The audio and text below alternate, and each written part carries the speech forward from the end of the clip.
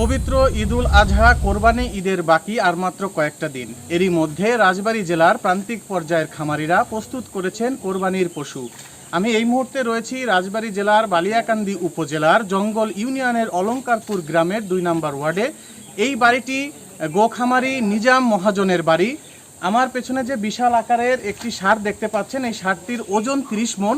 আদর করে এর মালিক এর নাম দিয়েছেন কালো পাহাড়। এই নিজাম মহাজন ষাঁড়টির দাম চাচ্ছেন 15 লক্ষ টাকা। আমরা এখন নিজাম মহাজনের সাথে কথা বলে জানতে চেষ্টা করব তিনি কিভাবে বিশাল আকারের এই ষাঁড়টির লালন পালন করে থাকেন।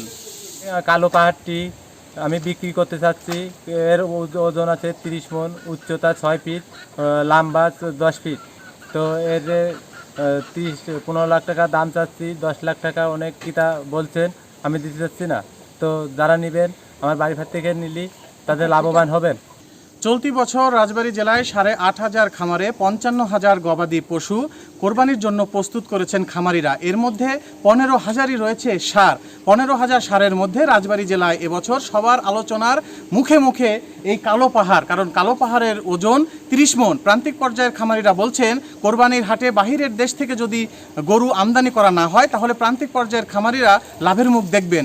রাজবাড়ী জেলা থেকে এই ছিল আজকের মতো কোরবানি ঈদের পশুর সংবাদ।